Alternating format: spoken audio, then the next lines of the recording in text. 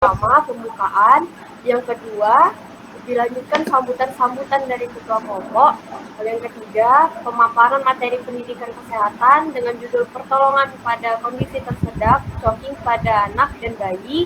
Setelah itu dilanjutkan sesi tanya jawab dan kuis, lalu pembacaan doa, dan di akhir sesi ada dokumentasi.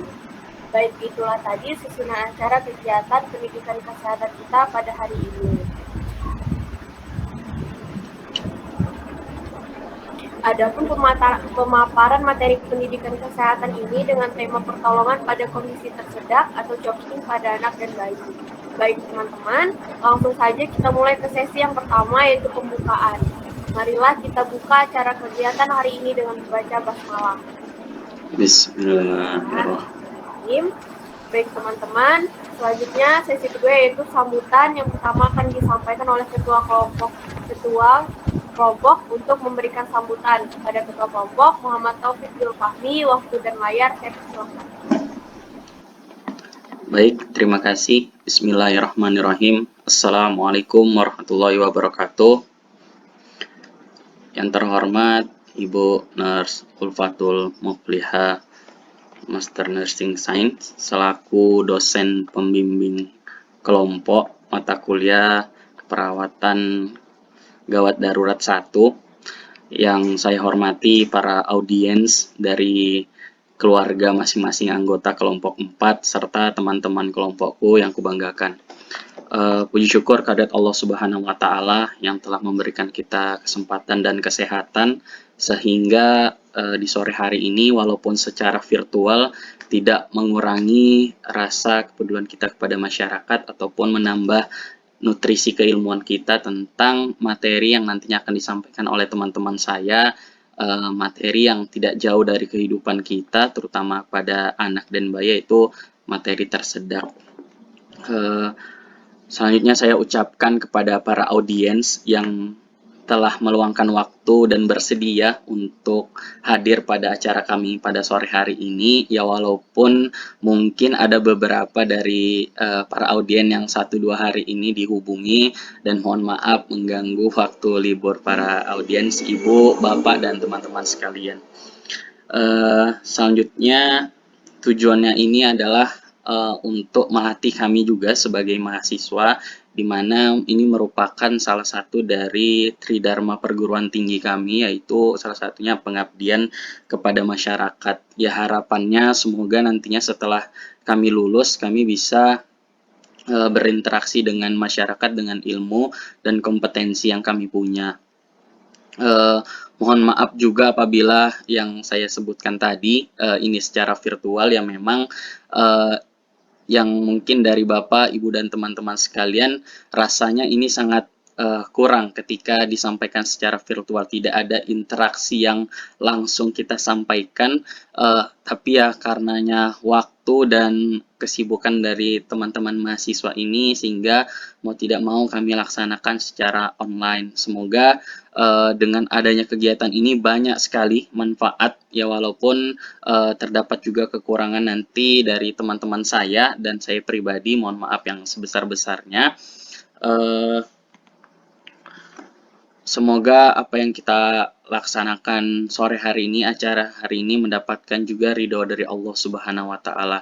Saya selaku ketua kelompok dari kelompok 4 mahasiswa S1 Keperawatan Universitas Muhammadiyah Kalimantan Timur Samarinda mengucapkan sekali lagi banyak-banyak terima kasih dan memohon maaf apabila dalam acara sore hari ini masih banyak kekurangan dari saya pribadi dan dari teman-teman kelompok saya. Akhirul kalam, wassalamualaikum warahmatullahi wabarakatuh. Waalaikumsalam warahmatullahi wabarakatuh. Baik para audiens, itulah tadi sambutan dari ketua kelompok, dan selanjutnya kita mulai pemaparan materi pendidikan kesehatan selama 45 menit dan dilanjutkan sesi tanya jawab dan kuis selama 15 menit. Dan harapan saya pada saat berlangsungnya penyampaian materi bagi para audiens untuk bisa mendengarkan dengan baik isi materi yang disampaikan pemateri. Karena pada sesi akhir terdapat kuis berupa pertanyaan dan bagi yang bisa menjawab bisa mendapat hadiah. Tidak perlu berbasa-basi lagi, langsung saja untuk sesi selanjutnya, yaitu pemaparan materi dengan judul pertolongan pada kondisi tersedak atau choking pada anak dan bayi. Untuk materi akan disampaikan oleh Saudari Khalifah Nurajijah, Saudari Sri Dayan Mahani, Saudari Siti Citra Kamila, Saudari Maulidah Haryananda Utami, dan Saudari Nur Halimah. Untuk waktu dan layar, saya persilakan.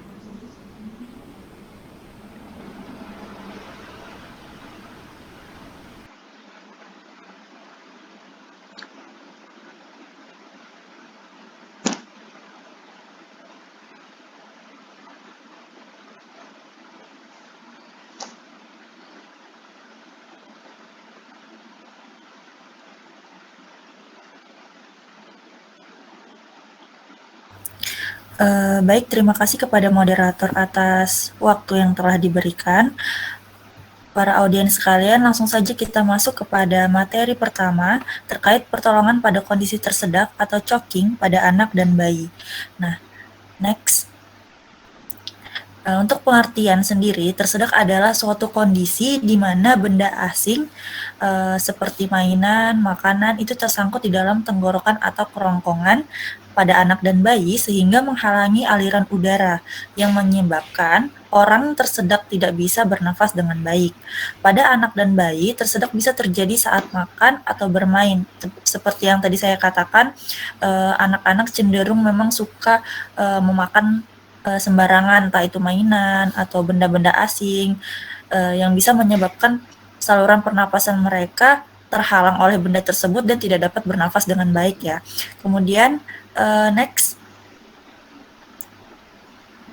Nah, untuk penyebab tersedak ini sendiri, penyebab utamanya adalah sistem pernapasan atas pada bayi yang masih relatif sangat kecil, serta bayi belum bisa mengunyah dan menelan dengan baik.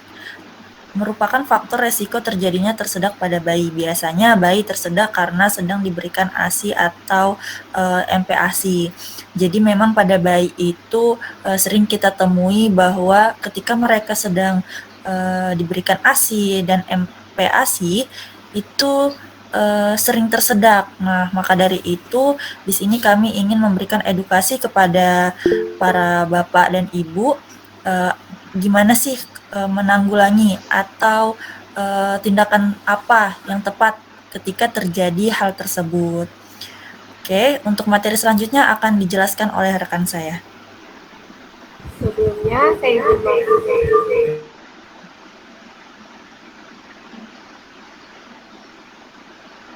mengisi link absensi di akhir di kolom komentar sambil mendengarkan pemaparan materi oleh teman-teman. Bisa dilanjutkan?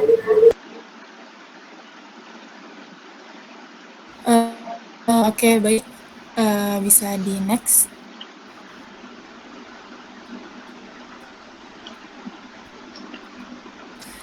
Oke, untuk selanjutnya ini ada tanda dan gejala. Tanda dan gejala pada anaknya ya. Jadi kita ini harus mengenali tanda dan gejala tersedak pada anak. Tanda dan gejala tersedak ini bisa berupa yang pertama ini ada batuk dan muntah ya. Jadi batuk dan muntah bisa terjadi karena adanya kontraksi otot pada dinding perut yang menyebabkan yang merupakan bagian dari refleks batuk. Jadi jika anak mengalami batuk yang hebat itu secara terus-menerus, maka terjadinya muntah. Lalu selanjutnya ada seperti tercekik. Hal ini bisa terjadi karena saluran pernafasan pada anak ini terhambat yang menyebabkan anak sulit bernafas dan merasa seperti tercekik di bagian lehernya. Lalu selanjutnya ini ada kehilangan kesadaran. Jadi anak ini sudah tidak ada memiliki kesadaran lagi. Lalu next. Untuk tanda dan gejala selanjutnya ini ada nafas terdengar seperti siulan atau mengi ya. Mungkin para peserta di sini nggak asing gitu dengan suara mengi yang kadang anak-anak kecil itu juga sering mengeluarkan. Jadi nafas mengi ini biasanya disertai dengan sesak nafas. Penyebabnya bisa macam-macam. Salah satunya itu anak yang tersedak memiliki sakit batuk pilek, itu juga bisa menyebabkan salah satu penyebab nafasnya bisa menjadi mengi. Lalu untuk selanjutnya ini nafasnya tidak beraturan. Jadi seperti ini, karena nafasnya kan tadi sudah saya jelaskan, nafasnya ini terhambat gitu. Jadi anak kan sulit untuk bernafas. Hal ini bisa terjadi karena tidak maksimalnya oksigen untuk masuk ke dalam paru-paru, sehingga menyebabkan nafas pada anak ini tidak beraturan. Lalu yang terakhir ini ada wajah merah dan kebiruan. Kenapa wajah ini bisa menjadi merah dan kebiruan? Karena yang tadi saya jelaskan di nafas tidak beraturan ini kan kita ini maksudnya oksigen yang masuk ke dalam tubuh kan tidak hanya masuk ke paru-paru ya, para peserta di sini. Jadi nafas jadi yang membutuhkan oksigen ini bukan hanya paru-paru, tapi seluruh tubuh kita juga memerlukan paru-paru memerlukan oksigen di seluruh tubuh. Jadi pada saat nafasnya tidak beraturan ini, otomatis oksigen yang masuk di dalam tubuh juga tidak beraturan, kan tidak maksimal masuknya. Jadi menyebabkan wajahnya ini bisa merah dan bisa sampai kebiruan jika di dalam tubuh kita ini kekurangan kadar oksigen, seperti itu. Ya mungkin itu saja dari saya. Next kepada pemateri selanjutnya. Selanjutnya ada materi pencegahan tersedak pada anak dan bayi. Yang pertama, jaga posisi tubuh dan kepala saat menyusui. Usahakan saat menyusui, perhatikan cara menggendong bayi dalam posisi yang benar dan nyaman, dengan posisi kepala bayi lebih tinggi. Yang kedua, beri makanan yang sesuai tahap perkembangan anak dan hindari makanan yang beresiko menyebabkan anak tersedak.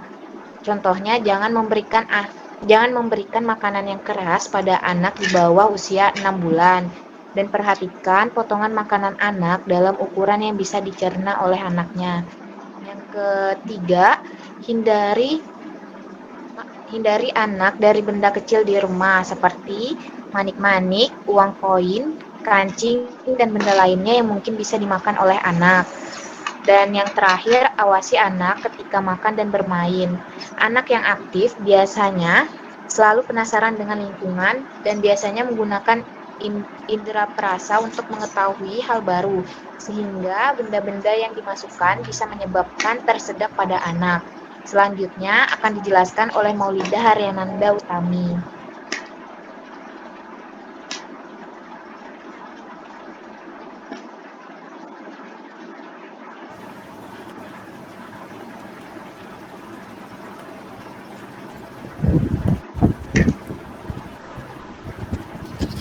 Baik, jadi di sini saya akan menjelaskan mengenai penanganan pertama tersedak pada bayi atau anak usia kurang dari 1 tahun. Jadi teman-teman di sini sebelumnya yang pertama sebelum kita lakukan tindakan penanganan yang harus kita lakukan adalah call for help, yaitu meminta pertolongan kepada yang lebih ahli. Nah, sembari menunggu pertolongan yang lebih ahli itu datang, kita lakukan penanganan atau tindakan pertolongan pertama pada bayi yang tersedak tersebut. Jadi hal yang pertama kita lakukan adalah lihat tanda-tanda tersedak seperti tidak mampu menangis, suara tidak keluar, atau nampak sianosis atau kebiruan pada bibir bayi. Jadi lihat dulu nih apakah di dalam mulut bayi itu terdapat benda yang membuatnya tersedak. Nah, jika ada, jangan kita berusaha untuk mengambilnya dengan jari karena bisa saja ketika kita mencoba mengambilnya dengan jari itu bisa membuat benda yang tersebut masuk lebih dalam lagi. Nah, selanjutnya di sini penolong ini duduk di kursi atau memajukan salah satu kaki sehingga posisi tubuh seperti setengah duduk di kursi dan memposisikan bayi terbalik di atas kaki yang maju. Nah, di sini teman-teman bisa lihat nih contohnya. Jadi tindakan ini sebenarnya dapat dilakukan sambil berdiri, namun disarankan untuk kita lakukan dalam keadaan duduk sehingga kita dapat menopang bayi itu di pangkuan dengan aman. Nah, selanjutnya pastikan nih ketika bayi dibalik, kondisi itu memegang bibir bayi untuk membuka mulut.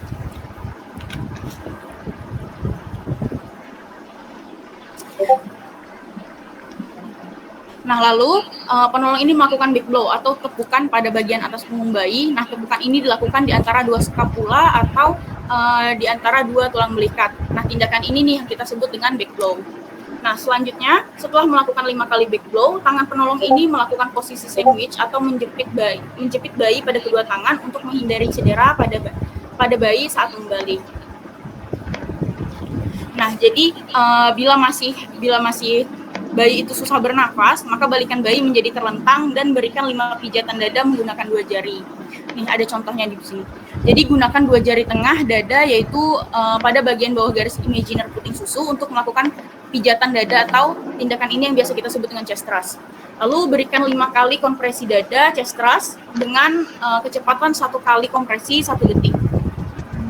Nah, gini, bila bayi tidak sadar, maka mulai lakukan kompresi dada atau BHD. Jadi sebelum kita melakukan kompresi dada, baringkan bayi dan pastikan posisi bahu itu sejajar dengan ujung telinga. Teman-teman bisa lihat contohnya di sini ya. Nah, ini kompresi dada dengan 1 penolong. Dan ini kompresi dada dengan 2 penolong. Mungkin selanjutnya untuk penanganan pada anak bisa dilanjutkan dengan teman saya, Nur Halim.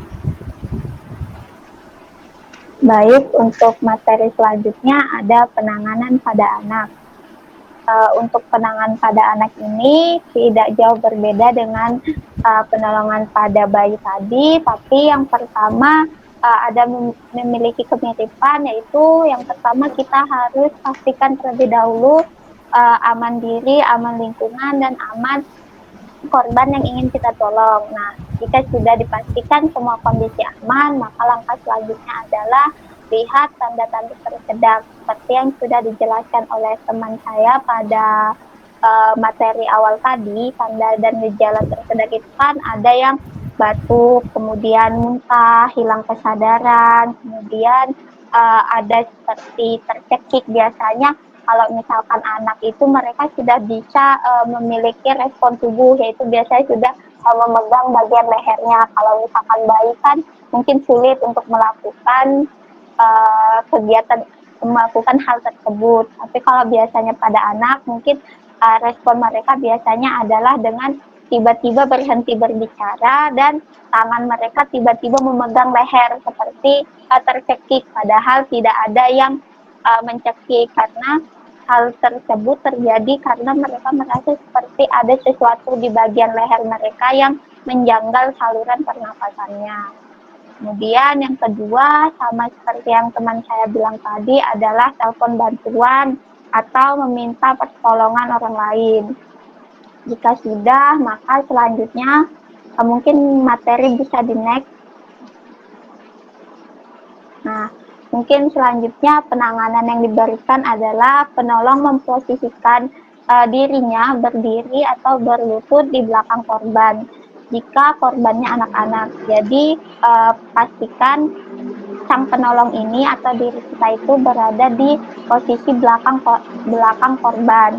Kalau misalkan sudah, itu kita lihat lagi korbannya ini, dia itu lumayan tinggi atau masih dalam kategori anak-anak yang tingginya mungkin hanya selutut yang penolong.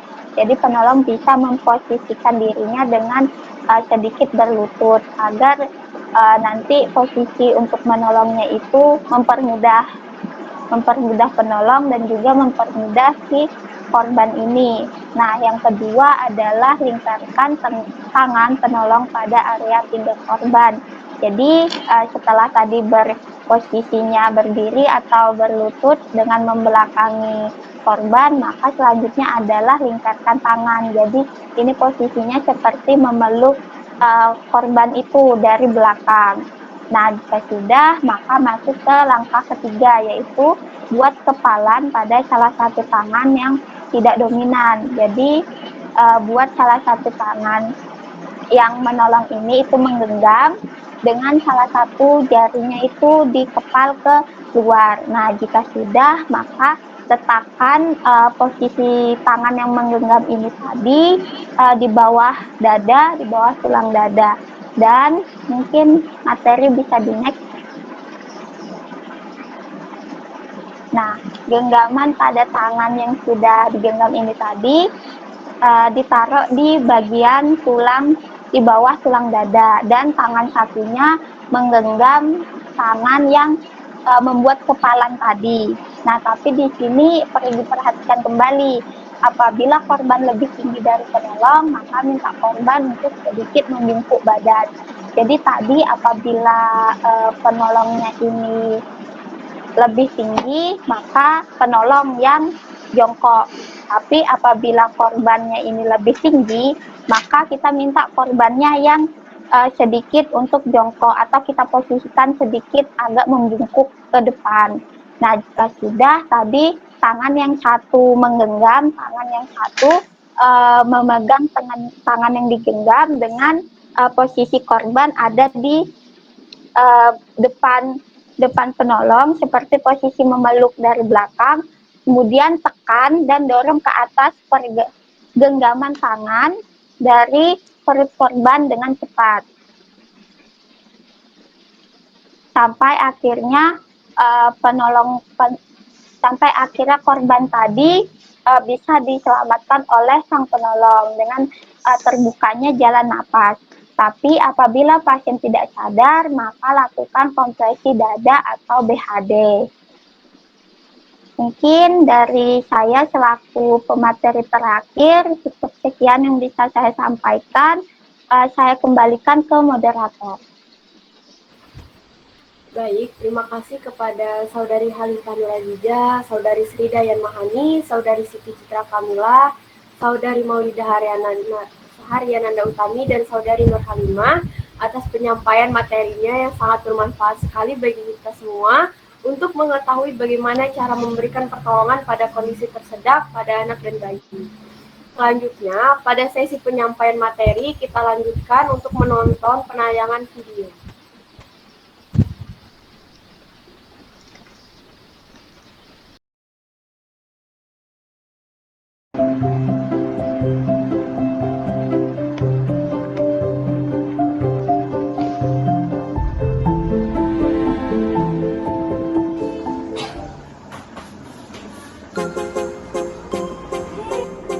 Anak tersedak, jangan panik.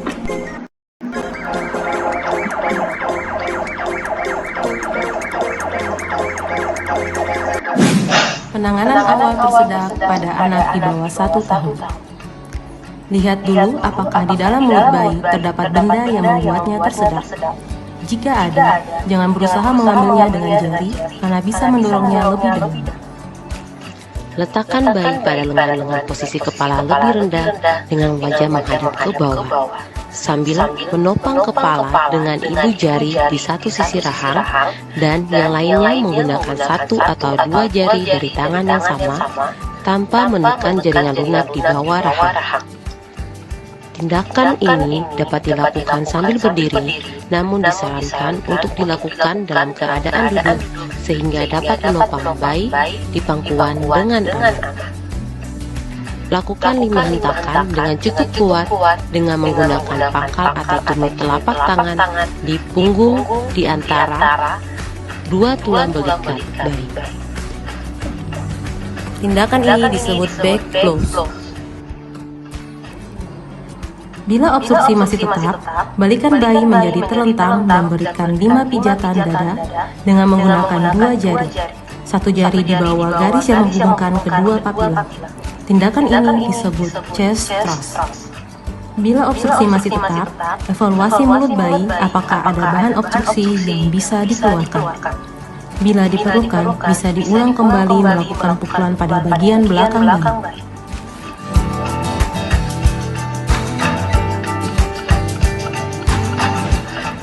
Penanganan awal anak tersedak pada umur lebih dari 1 tahun.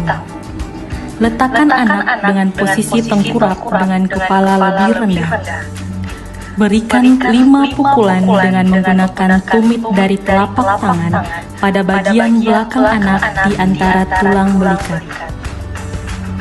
Tindakan ini disebut back blows. Bila obstruksi masih tetap, berbaliklah ke belakang anak dan lingkarkan kedua lengan mengelilingi badan anak. Pertemukan kedua tangan dengan salah satu mengepal dan letakkan pada perut bagian atas atau di bawah tulang dada anak. Kemudian lakukan hentakan ke arah belakang atas. Lakukan perasa teknik sebanyak 5 kali.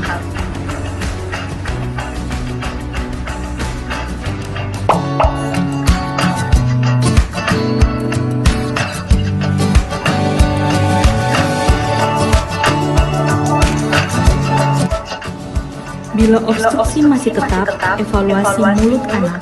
Apakah ada bahan obstruksi yang bisa dikeluarkan? Bila diperlukan, bisa diulang dengan kembali melakukan pukulan pada bagian belakang anak.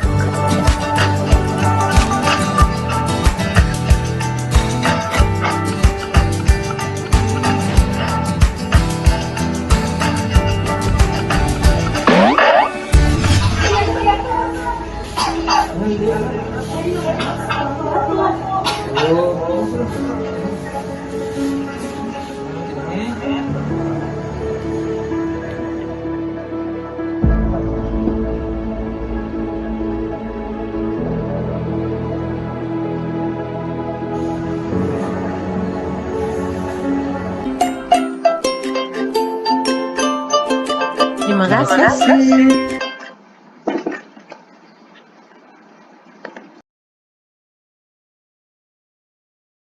Penayangan video materi. Selanjutnya bisa kita buka untuk sesi tanya jawab selama 15 menit. Silahkan para audiens yang ingin menjawab pertanyaan bisa mengaktifkan mode raise hand atau komen di kolom komentar dengan format video tersebut.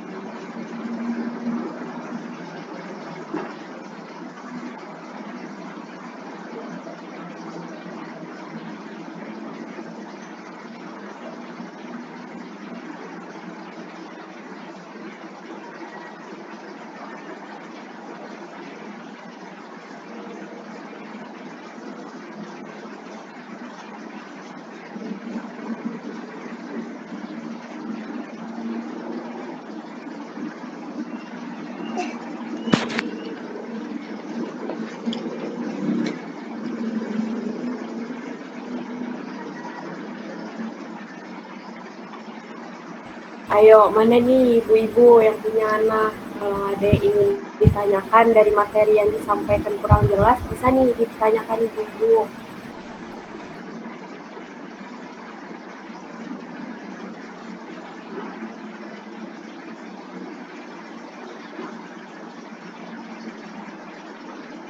Baik, Assalamualaikum warahmatullahi wabarakatuh. Waalaikumsalam. Waalaikumsalam warahmatullahi wabarakatuh. Terima kasih atas kesempatan yang diberikan oleh moderator dalam sesi tanya jawab, dan terima kasih juga atas penyampaian presentasi yang disampaikan oleh saya. Di sini yang saya ingin tanyakan, bagaimana kalau sudah dilakukan tindakan yang sudah dijelaskan tadi, tetapi bayi atau anak masih saja mengalami tersedak? Itu aja pertanyaannya. Terima kasih. Wassalamualaikum warahmatullahi wabarakatuh.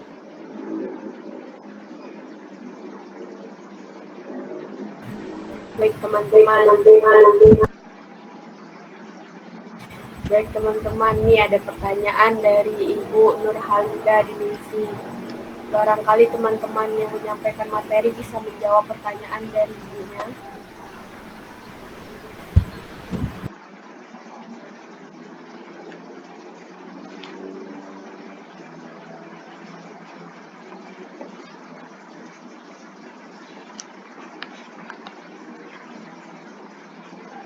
Pertanyaannya tadi, bagaimana kalau memang ibunya sudah melakukan tindakan tetapi anaknya masih juga dalam kondisi tersedak, teman-teman. Bagaimana?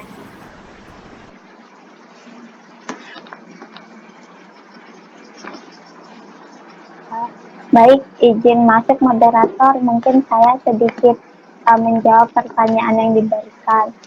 Sebelumnya saya mengucapkan terima kasih atas pertanyaan yang diberikan, sangat amat baik untuk ditanyakan. Jadi pertanyaannya tadi, kalau misalkan kita sudah melakukan pertolongan pertama pada anak dengan keadaan atau kondisi tersedak, tapi saat kita melakukan pertolongan, anak ini masih aja ibaratnya itu hilang kesadaran dan masih saja tersedak.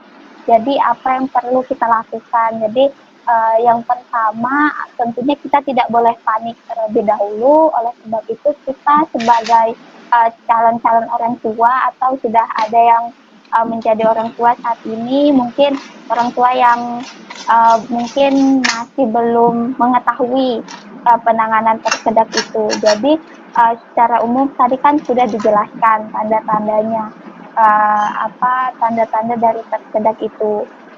Jadi seperti dia ada batuk, ada bersin, kemudian memegang leher dan hilang kesadaran.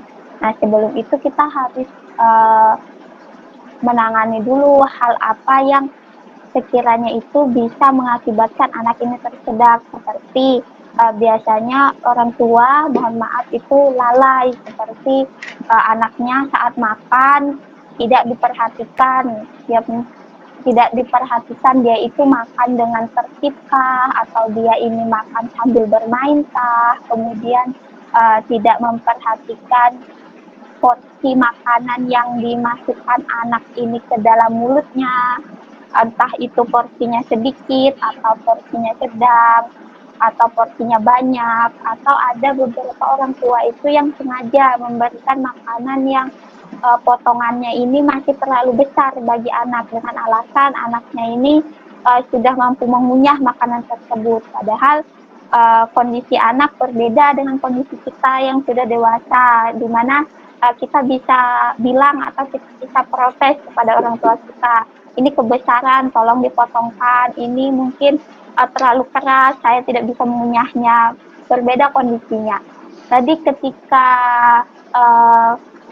hal-hal tadi dilakukan oleh keluarga tanpa sengaja dan akhirnya mengakibatkan anak ini tersedak, dan beberapa keluarga ini tidak mengetahui tanda dan gejalanya, padahal tanda gejala yang umum itu yang pasti dialami setiap anak ketika dia tersedak itu adalah yang pertama, mereka langsung tidak bisa berbicara, mereka langsung tidak bisa ibaratnya meminta bantuan, apalagi itu masih dalam kategori anak, apalagi kalau misalkan dia ini masih bayi. Nah, jadi oleh sebab itu orang tua harus tahu dulu nih makanan seperti apa yang harus saya berikan, kemudian pengawasan seperti apa yang harus saya lakukan ketika anak saya ini makan. Bukan berarti ketika anak itu saya beri makan sudah saya bisa melakukan aktivitas yang lain. Boleh melakukan aktivitas lain tapi sambil mengawasi kegiatan yang dilakukan anak kita ini saat dia sedang makan. Nah, jika kemudian anak ini mengalami tersedak dan mengalami tanda-tanda yang tadi, maka langkah selanjutnya adalah yang pertama kali adalah amankan dulu diri kita, amankan dulu lingkungan, dan amankan dulu pasien ini. Jika sudah, maka langkah selanjutnya adalah meminta pertolongan.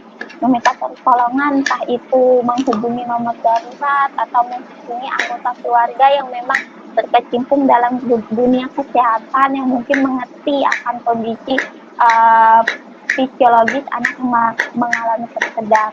Nah, jika sudah, lakukanlah pertolongan tadi seperti yang sudah kita tonton dari video. apabila dia bayi, maka penanganan apa yang harus kita berikan, kemudian apabila dia anak-anak, penanganan seperti apa yang kita harus berikan. Jika penanganan tadi sudah diberikan dan tidak mendapatkan hasil yang maksimal, itu tidak boleh menyerah. Memang pertolongan yang seperti kami jelaskan tadi itu harus dilakukan berulang-ulang sampai bantuan itu datang atau sampai ini memiliki respon. Jika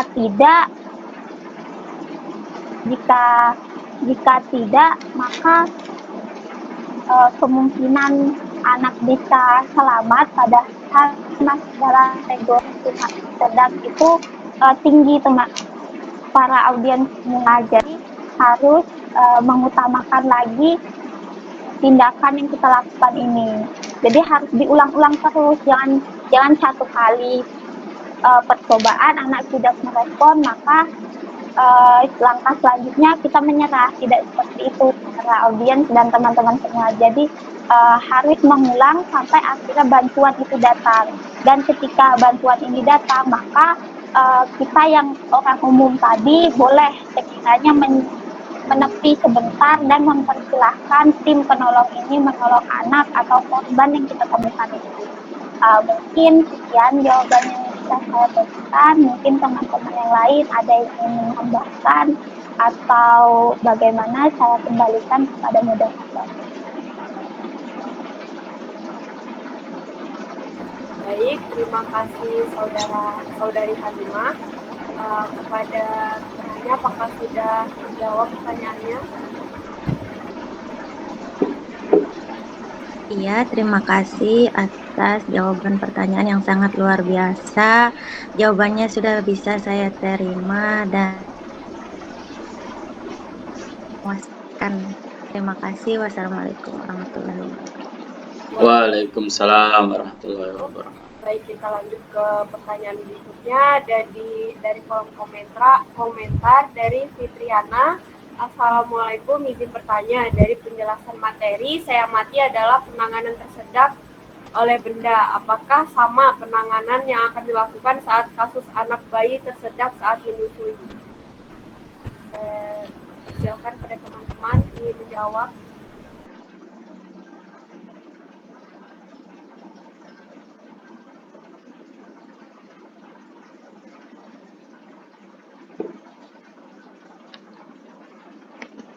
Mohon izin, Olga, suaranya tidak terdengar.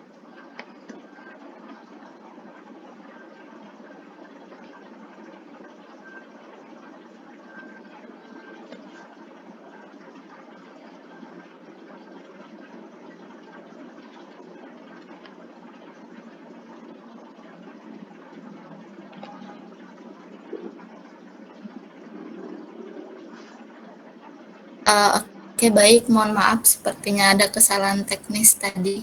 Jadi saya lanjutkan. Di sini saya ingin menjawab pertanyaan dari Ibu Fitriana mengenai apakah penanganan ini sama dilakukan pada saat kasus bayi tersedak dikarenakan ASI ya tadi.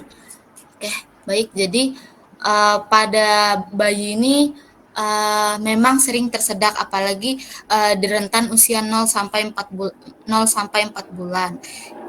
Tersedak pada bayi yang dikarenakan ASI ini bisa jadi karena sistem organ bayi ini belum bekerja secara maksimal. Jadi katup di tenggorokannya ini belum bekerja sempurna mengatur cairan yang masuk sehingga kadang ASI masuk ke saluran pernapasan seperti itu. Jadi pada bayi ini kan karena tersedaknya ini dikarenakan ASI, dikarenakan cairan, bukan karena benda-benda keras, itu penanganannya hampir sama secara garis besar itu sama dilakukan penanganannya. Kan kalau di choking ini ada dua ya, ada back blow sama chest thrust. Jadi bisa juga menggunakan back blow, ditepuk dengan perlahan saja ya Bu Ibu. Jadi tidak usah terlalu keras seperti saat kita melakukan back blow kepada anak atau bayi yang tersedak benda-benda yang keras seperti itu. Karena kan kalau ASI ini hanya cairan saja, jadi jika ditepuk-tepuk secara perlahan itu biasanya dalam waktu beberapa menit itu bisa kembali lagi seperti semula dan tidak tersedak. Mungkin itu saja jawaban dari saya. Jika ada tambahan lagi mungkin bisa ditambahkan oleh teman-teman saya. Terima kasih, saya kembalikan ke moderator. Baik, terima kasih kepada Saudari Olga atas jawabannya. Saya kembalikan kepada Saudari Ibu Fitriana, apakah jawabannya bisa menjawab? Baik, terima kasih atas jawabannya. Baik, kita lanjutkan. Apakah masih ada pertanyaan yang ingin disampaikan para audiens?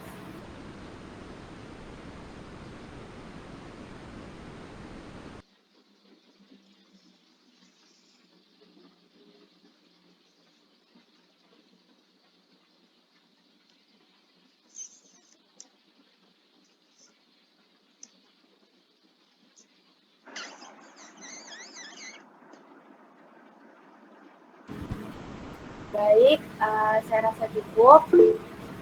Baik. Ada pertanyaan di kolom komentar dari Ibu Assalamualaikum. Sebelumnya terima kasih atas materi yang disampaikan. Saya ingin bertanya, bagaimana tanggapan kelompok tentang bayi yang minum ASI sambil tidur? Apakah boleh atau tidak? Karena biasanya bayi yang habis ASI setelah itu akan disendawakan. Nah, bagaimana kalau bayi itu ASI sambil tidur? Wassalamualaikum warahmatullahi wabarakatuh. Saya serahkan kepada teman-teman yang lain. Apakah ada yang ingin menjawab? Baik, moderator, saya Halifah Nur Ajijah izin menjawab.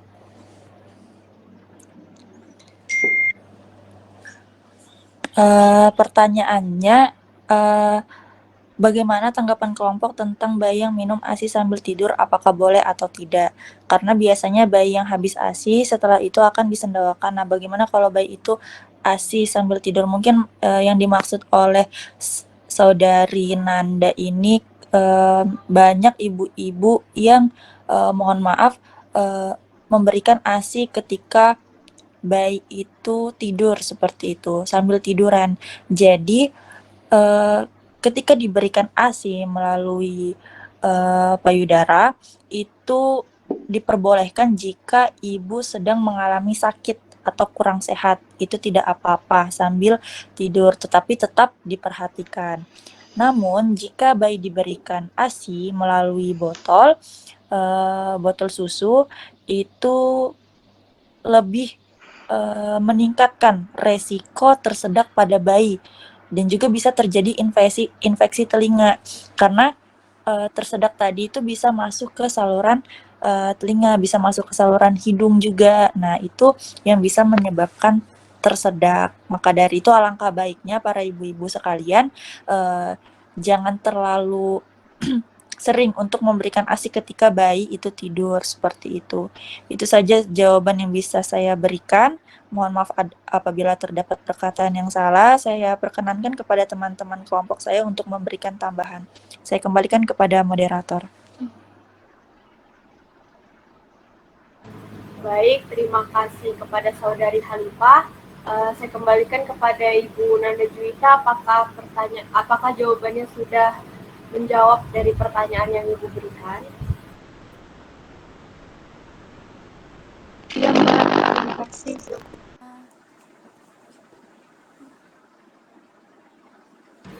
Baik, para audiens, apakah masih ada yang ingin bertanya? Jika ada yang masih ingin bertanya, silakan bertanya melalui kolom komentar atau menggunakan mode raise hand dengan mengaktifkan mikrofon.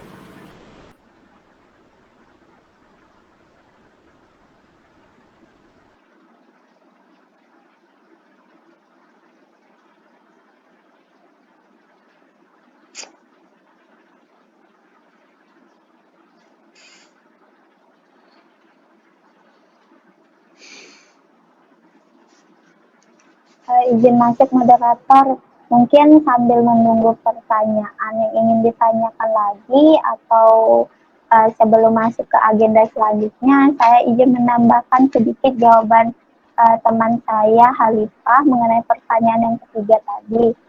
Jadi pada saat menyusui itu posisi itu sangat penting ibu-ibu dan para audiens sekalian, karena biasanya ibu-ibu yang memberikan ASI ini kadang lupa posisinya itu, mungkin karena ibu-ibu lagi capek mungkin, kemudian sakit mungkin, jadi sehingga tidak memperhatikan hal-hal yang mungkin kecil tapi itu memberi dampak yang buruk apabila terjadi kesalahan. Nah, biasanya air susu itu tidak bisa dikontrol pengeluarannya. Sedangkan tenggorokan bayi ini kan kecil, sehingga dia tidak bisa menerima semua ASI yang keluar. Karena ada beberapa ibu-ibu itu yang memilih dianugerahi ASI yang cukup berlimpah. Jadi walaupun bayinya tidak mengisap, itu air susu keluar atau mengalir, sehingga inilah yang mengakibatkan bayi itu sering tersedak. Nah, dengan posisi yang salah, pemberian ASI itu akan membuat kemungkinan bayi ini tersedak itu lebih tinggi lagi. Berbeda situasi ketika para ibu-ibu ini paham, oh kondisi ASI saya ini cukup melimpah, sehingga saya harus memposisikan pemberian ASI pada bayi saya ini dengan posisi minimal duduk, kemudian posisi kepala sedikit ke atas dan kaki berada di bawah kepala. Tujuannya apa? Untuk menghindari kemungkinan tersedak tadi. Karena ditakutkan ketika terjadi kondisi tersedak pada bayi pada saat menyusui, kemudian orang tuanya ini belum ada terpapar informasi mengenai penanganan tersedaknya pada saat menyusui, sehingga yang awalnya tadi cukup sepele karena mungkin hanya salah posisi mengakibatkan mengancam nyawa anaknya, seperti itu. Jadi itulah mengapa posisi pemasi ini sangat penting, ibu-ibu dan rekan-rekan audiens semua. Samping itu juga memperhatikan kembali kemampuan atau jumlah produksi ASI yang ibu-ibu atau mungkin teman-teman audiens semua dianugerahi, karena ada beberapa ibu-ibu yang mohon maaf tidak bisa menghasilkan produksi ASI yang berlimpah, sedangkan ada beberapa ibu-ibu yang bahkan untuk anaknya sendiri itu dia masih kelebihan, sehingga dia bisa mengstok ASI-nya. Nah, jadi ketika pemberian ASI secara langsung itu mungkin posisi itu sangat mempengaruhi agar menghindari hal-hal yang tidak diinginkan tadi. Mungkin itu saja dari saya kembalikan ke moderator. Baik, terima kasih saudara Halim. Bagaimana Ibu Nanda Dinita, apakah menjawab Ibu?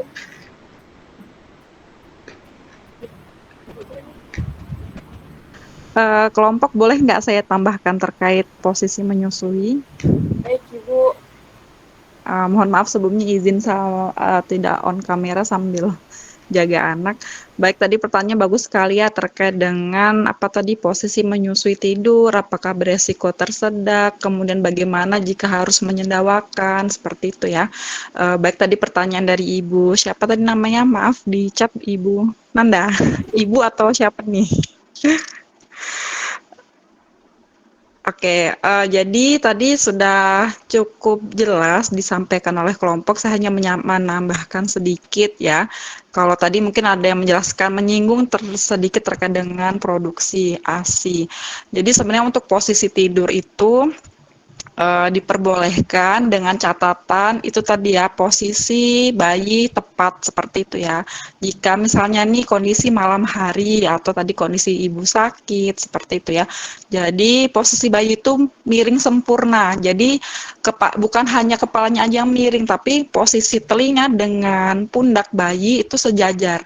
Ya, jadi posisinya miring sempurna, boleh diganjal bagian punggung bayi dengan misalnya kain atau dengan guling kecil seperti itu. Jadi posisi yang perlu diperhatikan ketika tidur itu. Kemudian posisi lehernya tidak menekuk, karena ketika leher menekuk, nah itu akan menutup jalan nafas.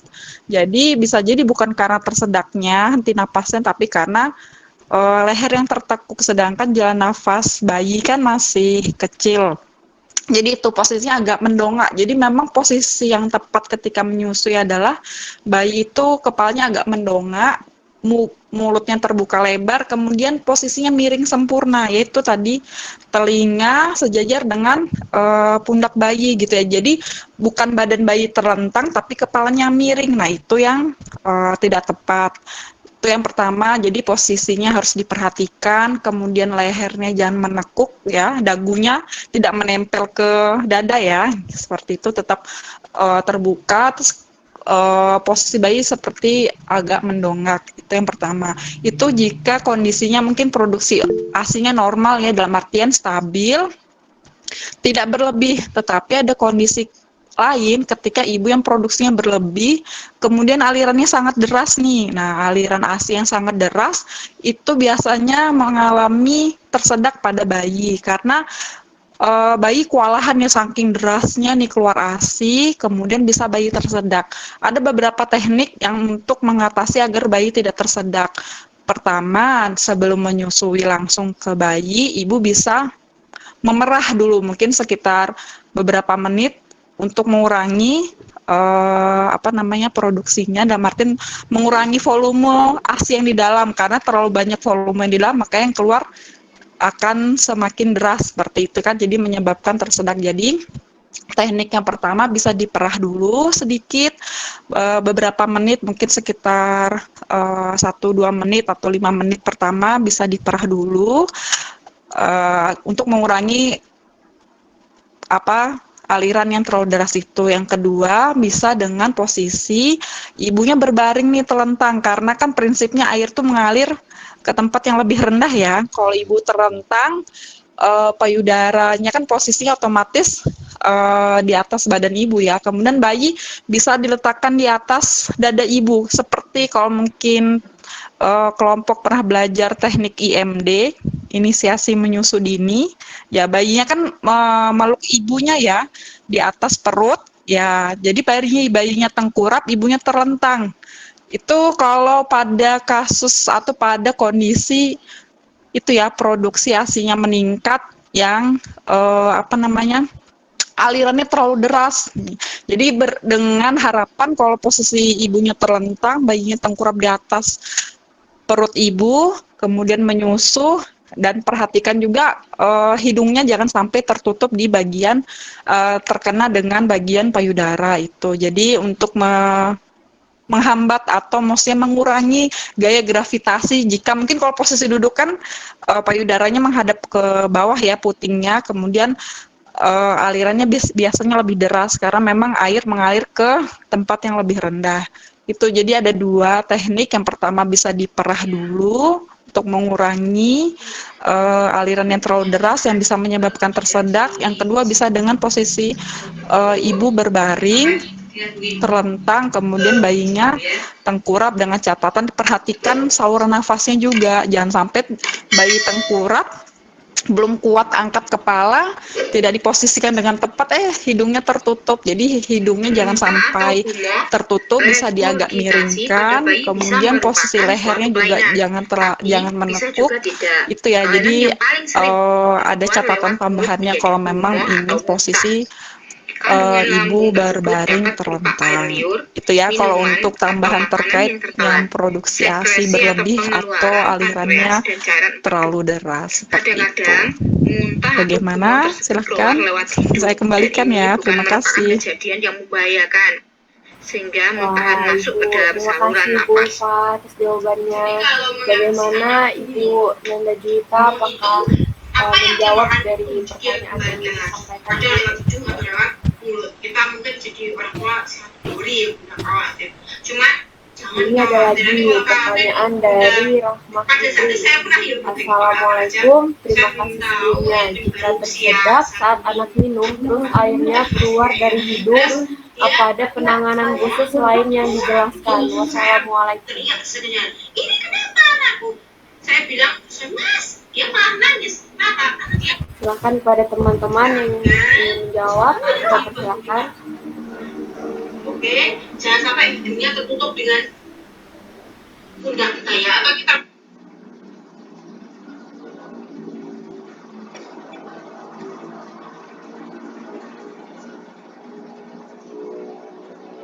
miringkan aja posisinya dia. Dia sangat nyaman sekali seperti itu. Dia tidak pernah nangis kalau saya ginikan ya.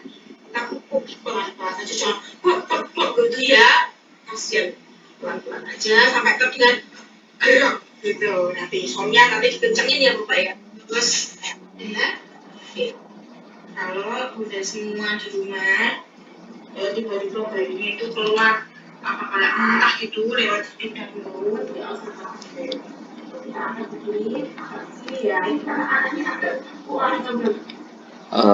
Baik, izin moderator. Izin menjawab apakah suara saya terdengar? Terdengar. Silakan saudara Taufik.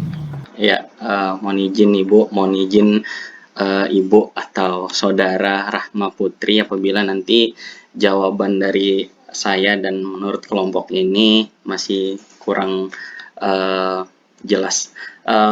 Mungkin sudah dijelaskan beberapa dari teman-teman bagaimana tersedak ketika ada cairan ataupun benda pada anak dan bayi. Untuk penanganan dari tersedak ini barangkali sudah disebutkan dari teman-teman tadi caranya bagaimana, ada beberapa penanganan kayak gitu. Yang pertama untuk menjawab pertanyaan ini, jika tersedak saat minum air terus airnya keluar dari hidung, apa ada penanganan khusus selain yang dijelaskan?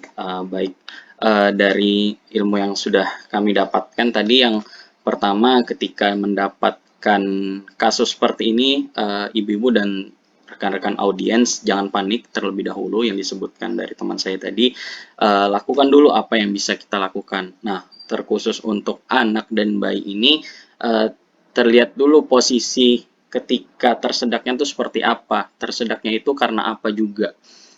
Jadi ketika misalnya saja pada kasusnya ini nanti tersedaknya pada saat tertidur. Nah, itu kalau bisa kita merengkan saja, bayi ataupun anak yang tersedak, ataupun nanti ketika sudah miringkan, tersedaknya sudah hilang, kita pegang seperti ini, taruh di dada kita sambil kita ulus-ulus di dadanya kayak gitu. Penanganan lanjutannya seperti yang disebutkan tadi, ada black blow atau chest thrust. Barangkali yang black bow itu yang dihadapkan ke bawah, ditepuk di bagian belakangnya, kemudian di chest thrust itu bagian hidungnya. Barangkali itu yang bisa saya jawab untuk Ibu Rahma Putri atau Saudara Rahma Putri. Terima kasih, semoga dapat menjawab pertanyaan dan mungkin ada tambahan dari teman-teman saya. Terima kasih, moderator.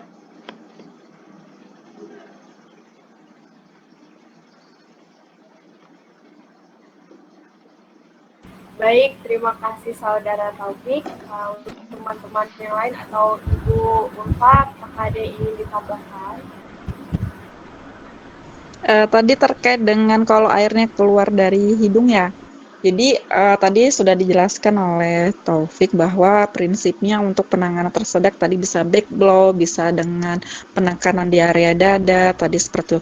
Dan kalau memang tersedaknya karena air itu kan ketika kita lakukan back blow misalnya, atau mungkin dia secara otomatis dia batuk karena ketika tersedak ada refleks batuk ya, jadi bisa keluar dari hidung, bisa juga keluar dari mulut, bisa juga keluar dari hidung.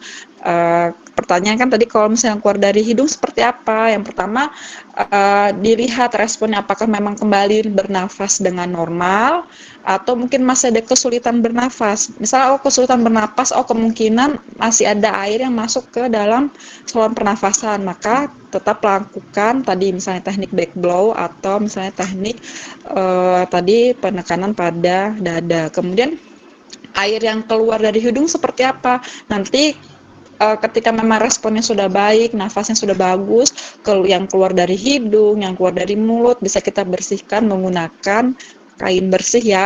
Kalau menggunakan tisu saya khawatirnya malah tertinggal atau malah menutup jalan nafas lagi. Jadi kalau tisu kan biasanya lebih lengket ya, terkena air, kemudian dia malah tertinggal, ada bagian-bagian yang mudah terlepas. Tapi lebih baik dengan dibersihkan aja atau dilap aja dengan kain bersih gitu di area luarnya gitu. Jadi kalau dia memang sudah keluar dari hidung atau keluar dari mulut dan nafasnya kembali normal, tidak ada penurunan kesadaran atau tidak ada kehilangan kesadaran, berarti itu airnya yang keluar dari saluran pernapasan tadi. Karena memang saluran tenggorokan ini ada yang keluar, ada ke hidung, ada yang ke mulut seperti itu ya. Jadi memang bisa keluar lewat dua jalur itu seperti itu. Jadi yang jelas dilihat responnya.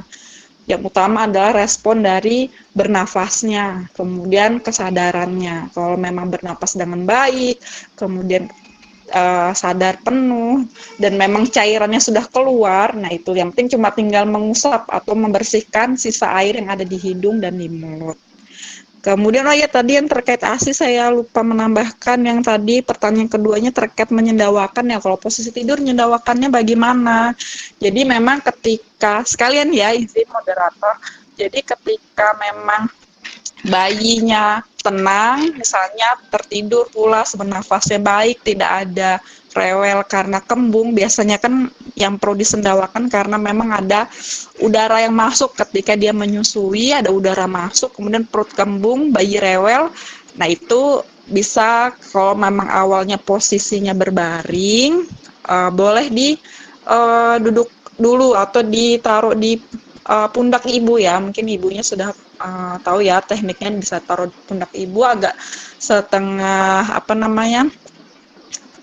tengkurap atau menghadap ke ibu, kemudian ditepuk punggung belakangnya menggunakan tangan ibu. Tetapi kalau kondisi bayinya setelah menyusui tertidur pulas, nafasnya bagus, posisinya bagus, kemudian tidak rewel terbangun, ya tidak perlu disendawakan. Kemungkinan udara yang masuk ke perut itu tidak sebanyak atau tidak menimbulkan perutnya kembung sehingga harus disendawakan. Memang idealnya setelah menyusui disendawakan dulu, kemudian menyusui kembali gitu. Tapi dilihat lagi respon bayi. Kalau posisi bayinya sudah tertidur nih, kalau jangan disendawakan kan malah bangun rewel lagi. Jadi dilihat responnya juga. Memang idealnya kalau memang ingin menyendawakan ya disendawakan dengan posisi taruh dulu di pundak ibunya. Jadi harus di setengah duduk seperti itu.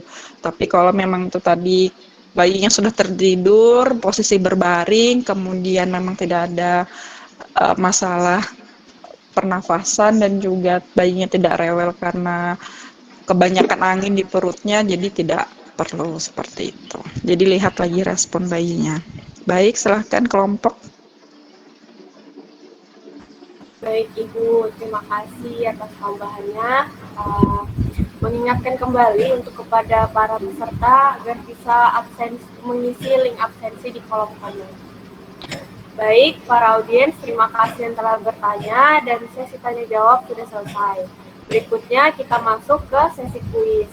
Ada beberapa pertanyaan yang akan saya berikan kepada audiens. Bagi audiens yang bisa menjawab dengan mengaktifkan mode raise hand atau komen di kolom komentar dengan format izin menjawab.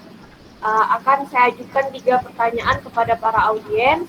Untuk pertanyaan yang pertama yaitu sebutkan 3 tanda dan gejala tersedak. Lalu yang kedua, apa itu tersedak? Dan yang ketiga, sebutkan 3 cara pencegahan tersedak pada anak. Nah, bagi para audiens bisa mengaktifkan mikrofon atau komen di kolom komentar.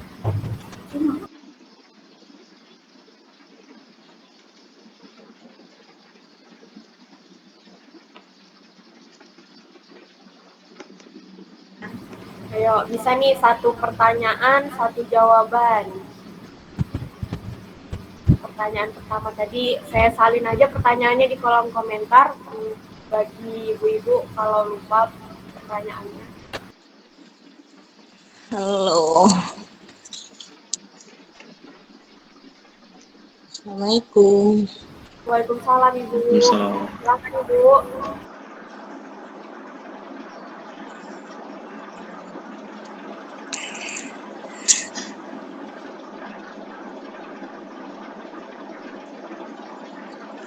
Saya ingin menjawab pertanyaan yang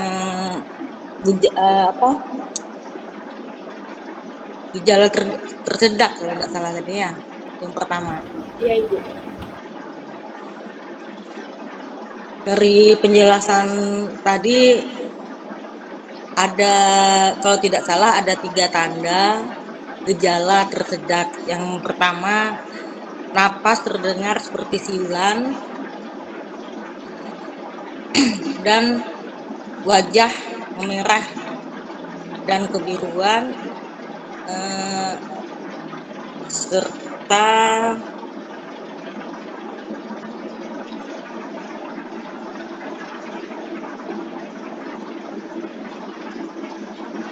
dari penjelasan tadi ada 3 tanda gejala tersedak. Yang pertama, napas terdengar seperti siulan, napas tak beraturan, serta wajah memerah serta kebiruan kalau tidak salah.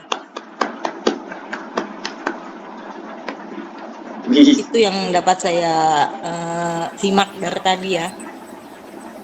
Udah.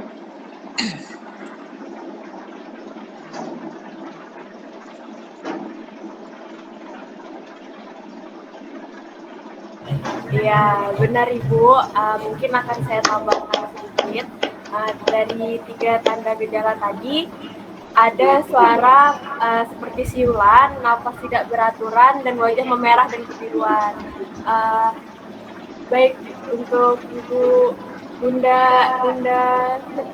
bundanya Paris, benar ya Ibu untuk menjawab pertanyaan yang pertama. Selamat Bu. Ibu. Untuk 2 pertanyaan yang lain nih, bagi audiens yang lain yang ingin menjawab, masih ada 2 pertanyaan. Ini ada dari Rahma Putri, izin menjawab pertanyaan nomor 2.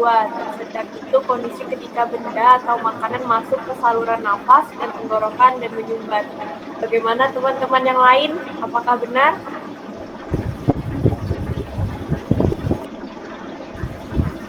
Bisa di-on mic kali ya.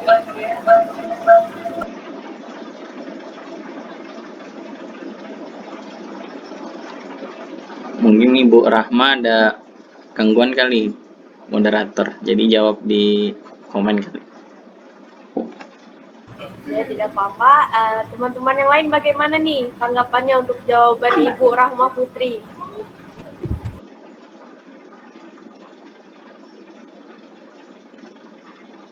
Bagaimana saudara Taufik? Apakah benar? Iya, benar sekali. Selamat kepada Ibu Rahma Putri. Selamat kepada Ibu Rahma Putri. Masih ada 1 pertanyaan lagi.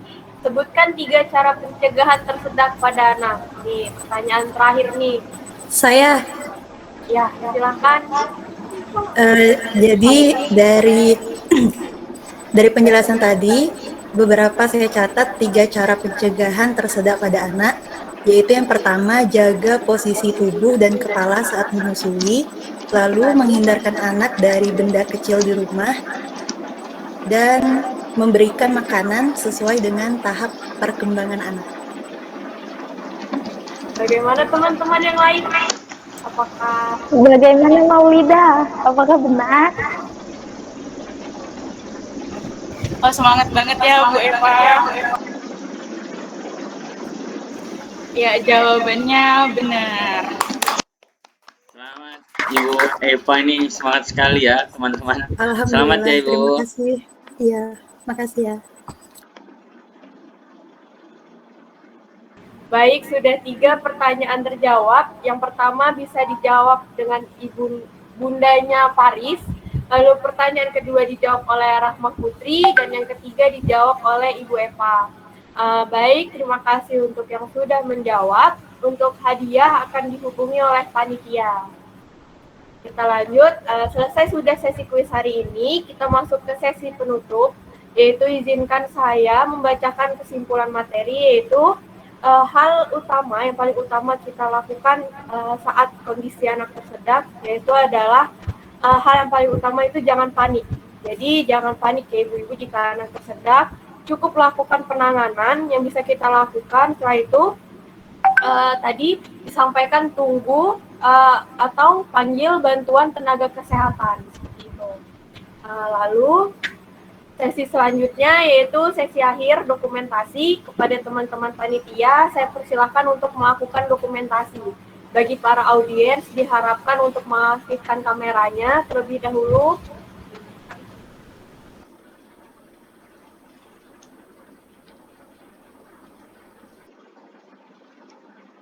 Mungkin bisa sambil dipandu kepada teman-teman yang mendokumentasikan screenshot pada saat kita pagi ini.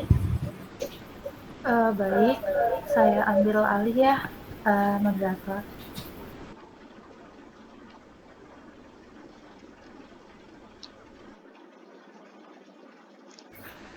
Untuk audiens yang belum menyalakan kamera, bisa segera dinyalakan kameranya. Yang belum pakai jilbab, nggak apa-apa pakai jilbab dulu, ditunggu.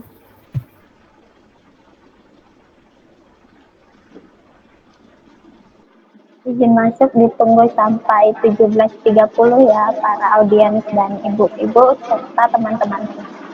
Mungkin yang belum pakai jilbab bisa pakai jilbabnya dulu. Yang rambutnya berantakan mungkin bisa dirapikan terlebih dahulu sebelum kita masuk ke sesi dokumentasi.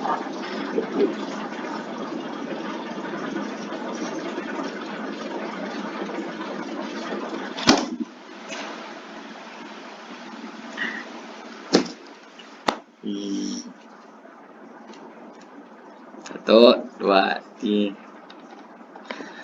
Mungkin yang ibu-ibu ada anaknya bisa dibawa foto juga kali. Nggak apa-apa.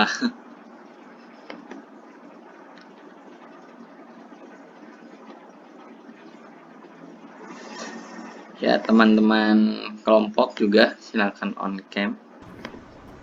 Ya, bagi audiens diharapkan nih sebagai dokumentasi.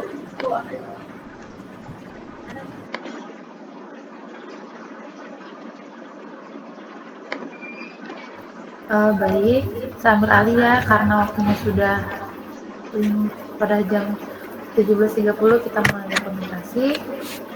Ya, bisa lihat di kameranya ya, tunjukkan muka baiknya. Saya hitung ya. 1, 2, 3. Ya, ganti gaya lagi ya.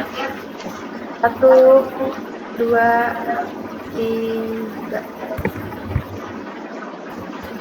Sudah. Saya kembalikan ke moderator ya. Sudah saya dokumentasikan.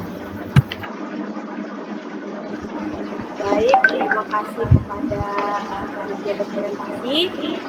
Sebelum saya mengakhiri, saya selaku moderator mohon maaf jika terdapat kekurangan dan kesalahan dalam penyampaian kata.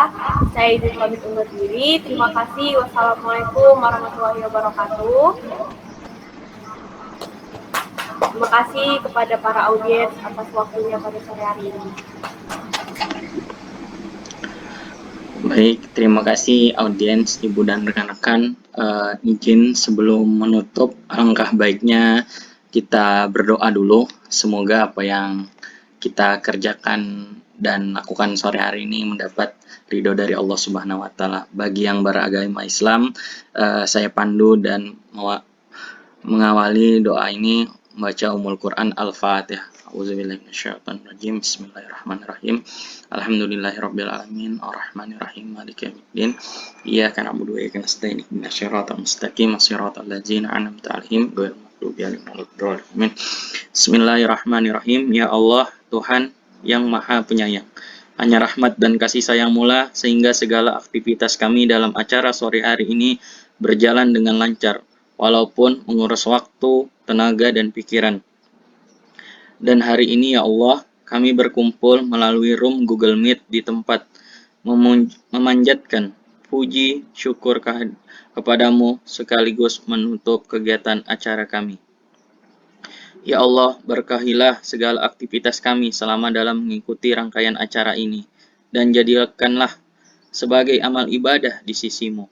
Untuk itu ya Allah, tetapkanlah rahmat dan kasih sayangmu kepada kami, dan jadikanlah pertemuan ini sebagai pertemuan yang Engkau ridhoi. Ya Allah, mudahkanlah segala urusan kami, karena tidak ada yang mudah kecuali Engkau mudahkan ya Allah.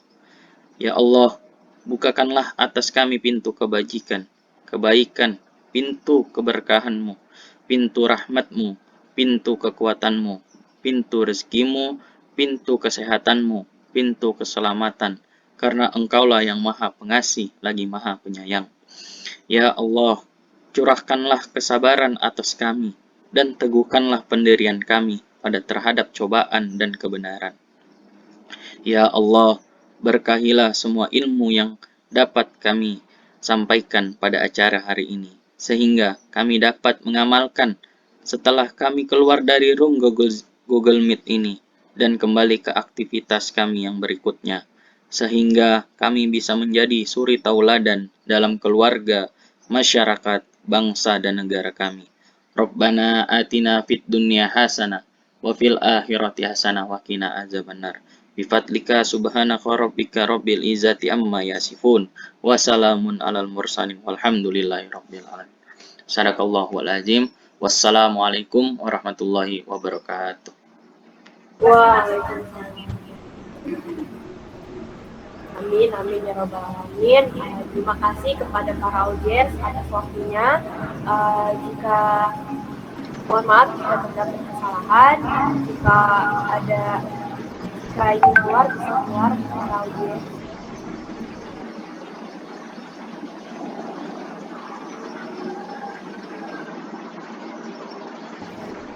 Dipersilakan bagi para audiens yang ingin melanjutkan kegiatannya bisa keluar dari Google Meet.